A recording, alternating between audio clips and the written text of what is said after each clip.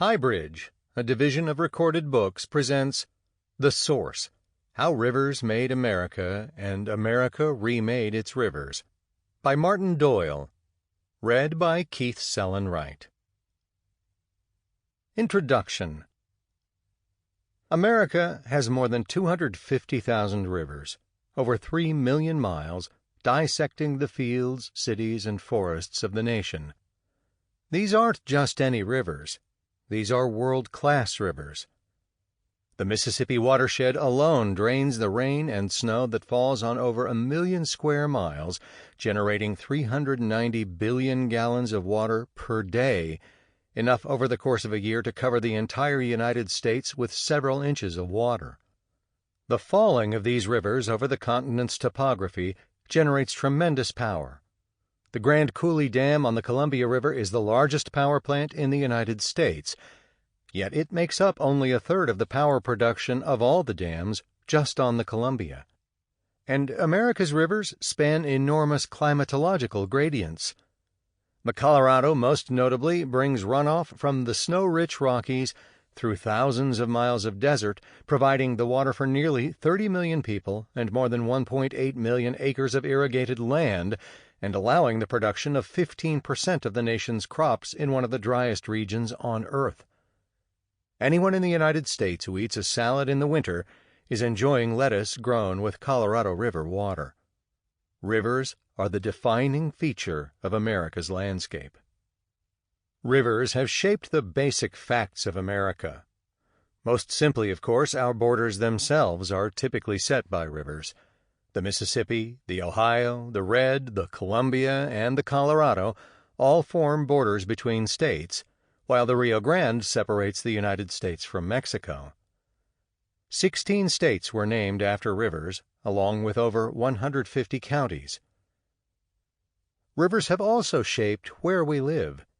When European colonists arrived on the eastern seaboard of America, they established their farms in the coastal plain, where land was flat and the sluggish rivers, streams, and sloughs were easily plied. As newly arriving settlers moved farther inland, they confronted a geologic peculiarity where the Atlantic coastal plain runs up against the Piedmont, the fall line. Upstream of the fall line, rivers are entrenched in narrow, steep-walled valleys interspersed with rapids. Downstream are the easily traveled rivers of the coastal plain. At the fall line lie rapids or even waterfalls. For anyone trying to move a bale of cotton or a bushel of wheat from the interior by boat, the fall line would mark the end of the line where canoes moving downstream would have to be unloaded, portaged, and reloaded. To move goods upstream from the Atlantic, cargo would have to be shifted from larger coastal or ocean vessels to land transportation or smaller canoes or rafts to transport upstream. All this exchange of goods meant that both goods and money were changing hands. Foreign merchants with ships interspersed with country bumpkins and their wagons. In fall line ports, entrepreneurs and job seekers alike smelled opportunity. And at the fall line ports of the 18th century, villages and towns began forming and growing as nascent hubs of commerce, the centers of the emerging market economy. These random places at the intersection of rivers and the fall line became natural places for immigrants to settle and cities to grow. Richmond on the James, Washington on the Potomac, Trenton on the Delaware, and nearly all of the other cities peppering the eastern seaboard. That the major cities of the eastern United States, and particularly the state capitals, are located at the fall line is a simple indicator of how subtle the effect of the physical landscape can be in shaping the demographic landscape. Cities of the Midwest, the Deep South, and the West are little different. Many cities of America's interior lie at important river confluences. Pittsburgh, where the Monongahela and Allegheny join to form the Ohio. Kansas City at the Missouri and Kansas, and Sacramento at the Sacramento and American rivers.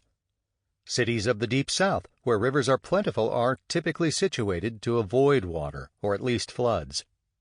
Memphis, Vicksburg, and Natchez all sit up on a bluff overlooking the Mississippi River from a safe elevation yet close enough to be a bustling port for 19th-century steamboats or 21st-century barge tows. Two of the oldest Mississippi River cities, St. Louis and New Orleans, likewise sit on slight topographic rises, natural levees, that have kept their residents above the hydrologic fray for centuries. Other centers of America's riverine society are often less populated, but no less formative. They are hubs of energy. Where rivers are constricted to narrow valleys and canyons, or where they cascade over especially powerful waterfalls, their physical power has been harnessed against the rapidly changing backdrop of evolving technology. Settlers of the 18th and 19th century built their villages around small dams powering water wheels. 20th century engineers and federal agencies built monumental concrete dams and countless turbines to generate power that would be sent through an ever-sprawling electric grid to distant cities and far-flung industries. The power of the Susquehanna River was as essential to grinding colonial grain as the Merrimack River was to spinning the fabric of New England textile mills. The Columbia River was as crucial in extracting aluminum for World War II bombers as the Tennessee River was in refining the uranium those bombers carried. The evolution of technology has allowed rivers to power the rise of America from colonial backwater to industrial juggernaut. Demographics, technology, and the economy. All these aspects of America's history have played out on a landscape defined by rivers. The simple geologic process of water eroding bits and pieces of sediment has resulted in physical features that have shaped and continue to shape the events of modern society. But rivers have also shaped the very ideas of what America should be. Is a standing permanent army needed, or might a loose collection of state militia be sufficient? The need for fortifications at the harbors of interstate river ports made a standing army both acceptable and necessary. Which level of government should regulate commerce? Riverborne commerce on interstate rivers drove the new republic to have a single national economy rather than a collection of independent state economies. How big should the nation be? The Louisiana Purchase, the acquisition of the entire Missouri River basin, changed the basic geography of America into a vast westward empire. In so doing, it gave enough space for the quintessential frontiersmen and pioneers, along with the idea of manifest destiny. How active should the national government be? Floods of biblical proportion in the early 20th century, when combined with a nationwide economic depression, forced the nation to accept a far larger role for the federal government than had been tolerated before. Many of the issues in American society have arisen from or been fought over the fact of our riverine republic. Meanwhile, as its rivers have formed American society, Americans have changed their rivers. We have drained, straightened, leveed, and dammed them, polluted and befouled them, cleaned up and restored them. Tracing the history of America's rivers thus requires disentangling the political, demographic, technological, and economic contexts that predominated in specific eras, while simultaneously understanding the hydrological events constantly at work to naturally recarve rivers. Amid these events and contexts are the people who embody the moments, the decisions, and the ideas as they evolved. Some are highly visible, like David Lilienthal, father of the Tennessee Valley Authority, and Andrew Humphreys, visionary of Mississippi River flood control.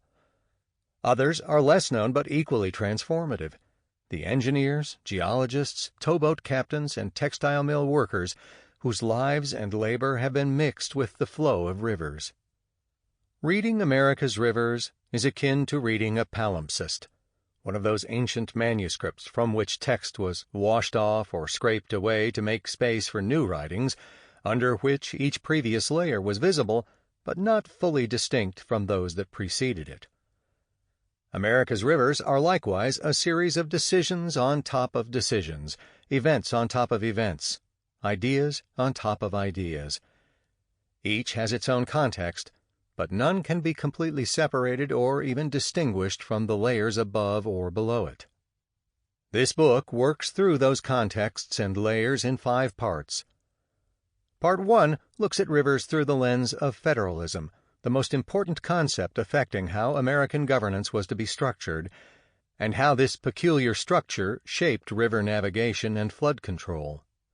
The division of water between people and groups of people in this country has been influenced by our thinking about sovereignty and property rights, the focus of Part 2. From there, Part 3 focuses on our ever-evolving view of taxation, how the government will get revenue and then spend it. Along with the ability to tax comes the ability to regulate the economy, and Part 4 traces the history of the changing notions of regulating a specific part of the economy, power. Finally, Part 5 looks toward a hopeful future of environmental conservation by considering the nation's evolving ideas of environmentalism. How any society interacts with its particular environment is a product of these types of underlying ideas that shape the people in that society. These ideas are as formative in how we transform the landscape as they are in how we structure the government or regulate the economy. This book is about how our ideas have shaped the rivers of America and how the rivers have shaped our ideas. Part 1. Federalism.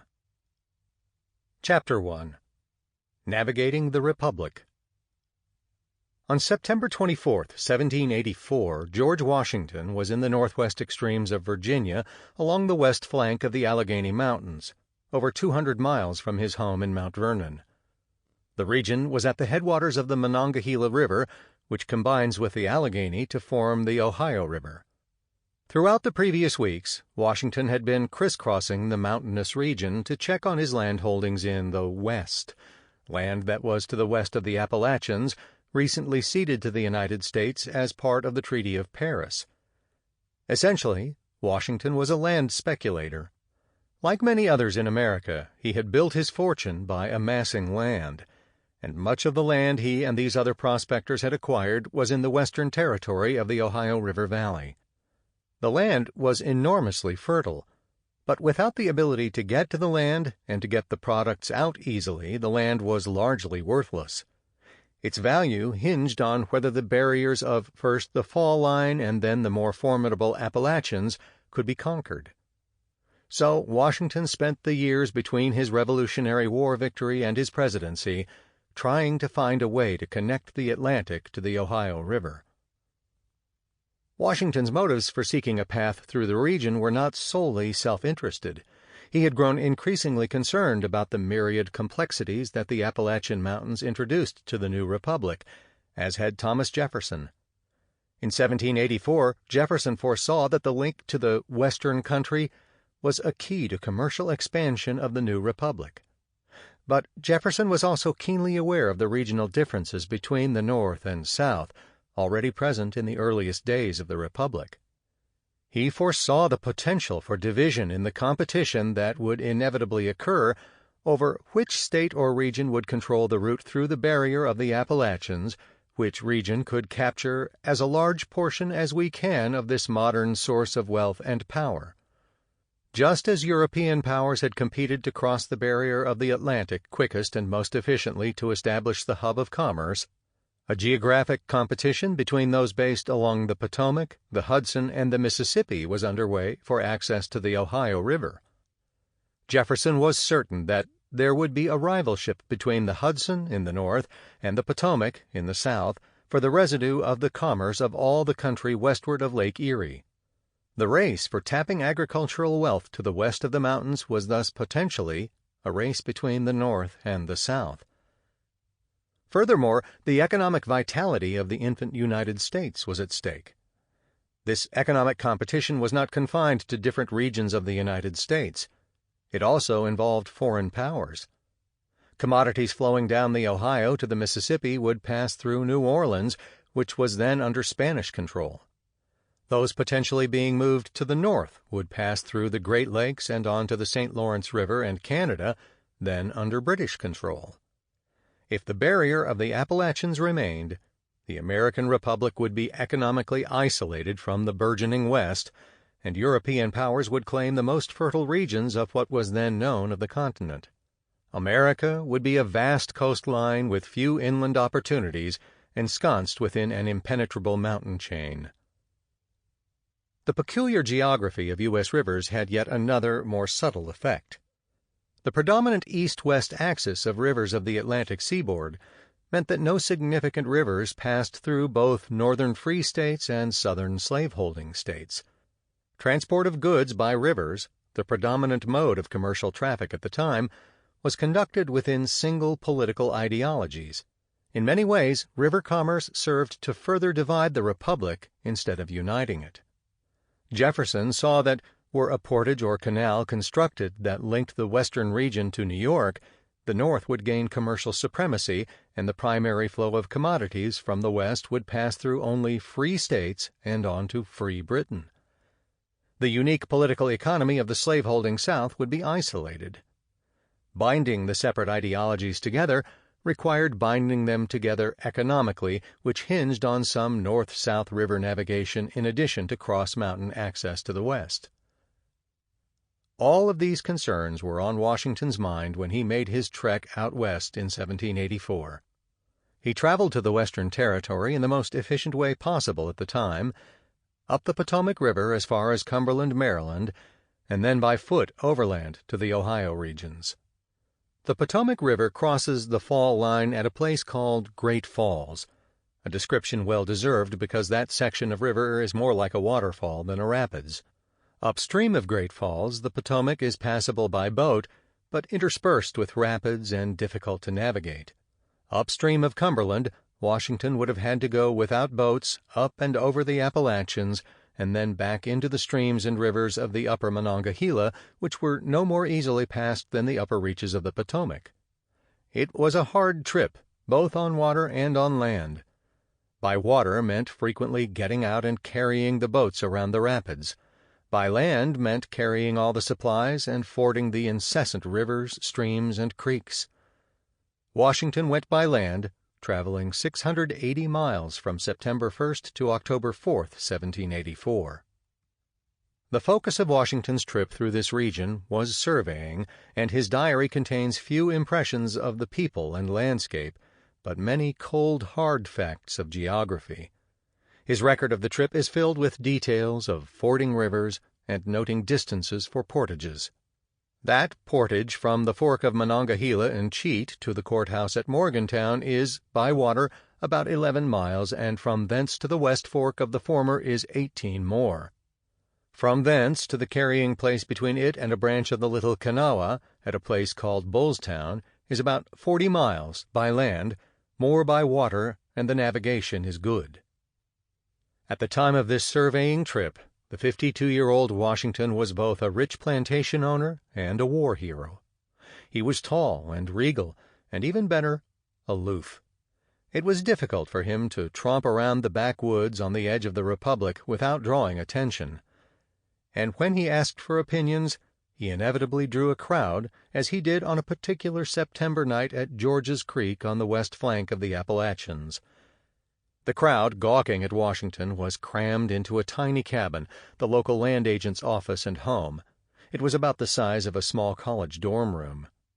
Beyond being in awe of the general, the backwoods hunters and surveyors had gathered at Washington's request. These were the men who knew the landscape and how to get around in it. They were at the cabin to give their opinions on the best possible routes for a portage road connecting the Potomac to the Ohio. The group deferred to Washington, whose cold, distant demeanor and legendary reputation were well known. Each man spoke only when acknowledged. The oddball of the group was a young Swiss immigrant who spoke English with a strong French accent. Like Washington himself, he was in the area to survey, searching for land that was situated where travelers must pass when, inevitably, a road was built connecting the Potomac to the Ohio. Buying such land ahead of time and in just the right place would enable him to make enormous profits. Brilliant and impetuous, the young man finally grew frustrated with both the group's and Washington's equivocation over possible routes. He interrupted the general to blurt out, "Oh, it is plain enough," as he pointed to the route that would be best. An awkward silence followed as the men in the cabin stared at the young surveyor. Washington put down his pen and, offended at being interrupted, contributed his own cold stare. But later, when discussion resumed, the general suddenly stopped and put down his pen. He turned to the Swiss immigrant and commented simply, "You are right, sir." And so the young Albert Gallatin must have felt quite satisfied as he wrapped himself in buffalo skins that evening, dozing in a crowded cabin where General George Washington also slept.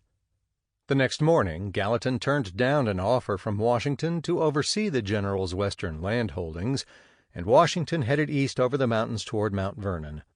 It would be another 5 years before Washington was president. It would be 17 years before Gallatin became Secretary of Treasury, and 21 years before Lewis and Clark stood at the Missouri River to christen one of its 3 tributaries as the Gallatin River. When Washington returned from his western explorations, he was eager to take the first step to link the East and the West, establishing viable navigation on the Potomac River. Doing the necessary work on the river required the formation of a company that could work on an interstate river.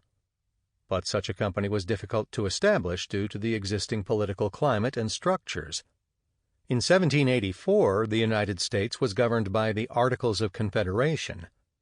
Each of the states functioned independently, and the Potomac River forms part of the border between 2 states.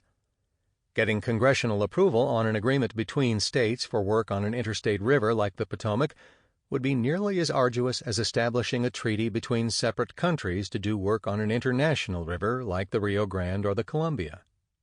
Washington, anxious to get his company off the ground, was exasperated with the unwillingness of Congress, or its inability under the Articles of Confederation, to recognize his already negotiated interstate deal. The lawmaker's intransigence was his continued economic loss. He vented to Jefferson that negotiating a treaty for interstate commerce was impossible given the incertitude which prevails in Congress and the non-attendance of its members. The following year, in 1785, delegates from Maryland and Virginia, those states bordering the Potomac, gathered in Washington's home at Mount Vernon. They met to work out an arrangement for commerce on the river that would become known as the Mount Vernon Compact. They came up with plans for governing tolls, fishing, and other commercial interests on the Potomac, as well as navigation on the Pocomoke River and Chesapeake Bay. All of these were steps in the right direction, but in arriving at the agreement that would address the problems Washington's company confronted, the representatives noted that a whole range of additional issues remained unaddressed. After approving the agreement, which was in turn approved by their respective legislatures, one of the participants, James Madison from Virginia, suggested holding another meeting on interstate commerce issues and inviting representatives from all the states. In September 1786, this follow-up conference was held in Annapolis, Maryland. Once again, Washington was unable to push forward his Potomac Company. In fact, reconciling many of the conflicts that arose out of interstate commerce proved difficult, primarily because of the limitations imposed by the existing Articles of Confederation. Annapolis raised many additional issues, but did not resolve them. The delegates were frustrated but saw advantages to broadening the conversation even further, so they issued a call for yet another meeting. This third meeting would be in 1787 in Philadelphia, and it would be a full constitutional meeting. With interstate commerce as its initial purpose, the Philadelphia Convention tackled a wide range of issues, eventually even setting aside the Articles of Confederation to develop an entirely new set of governing principles, which yielded the U.S. Constitution. As Teddy Roosevelt would argue over a century later, the Constitution had its roots in interstate river navigation. The Erie Canal Village Museum in upstate New York is just east of the Rome Sports Hall of Fame Museum. On this hot July day, neither place is crowded. The parking lot at the Canal Museum is more grass than gravel. The sign is off-kilter and looks as if it was last painted 20 years ago.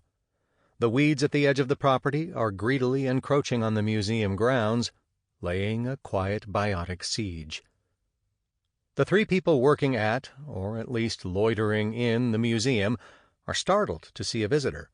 but enthusiastically answer my questions about local history. They are a wealth of information about the canal, the boats that traveled on it, and the small villages and cities that developed alongside it. An anecdotal history of the canal in the mid-19th century is forthcoming, but a seemingly simple question flummoxes them. How much commercial traffic moves on the canal system now? Wow, that's a good question. Now, I don't know that. Can't say if I've ever seen a boat with a real barge. What do you mean by commercial? If you find out anything, can you call us and tell us? Go ask one of the lock tenders on the barge canal. They'll know everything.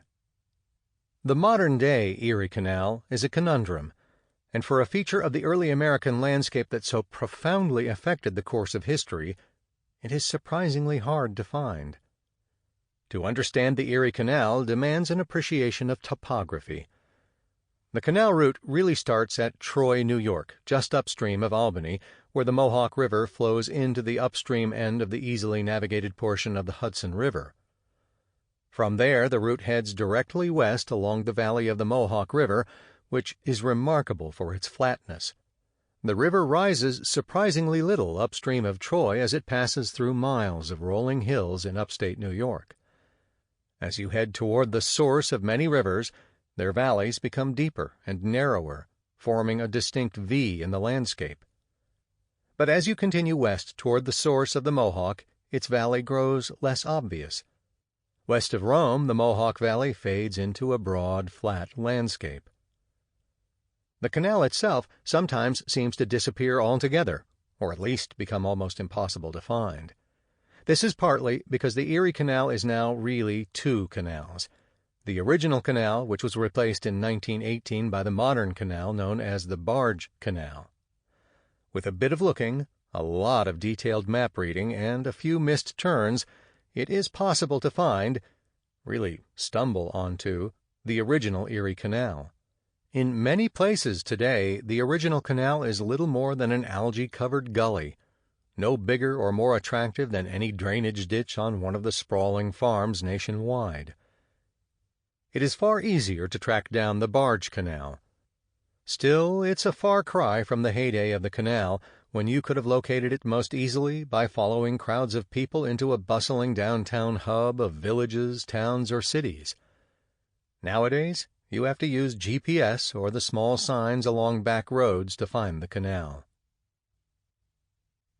Like all the buildings along the modern barge canal system, the small house and power building at Lock 20 are painted dark blue with bright yellow numbers. These are the same colors as the New York State Thruway, for good reason. The Thruway Authority owns, operates, and pays for the canal system.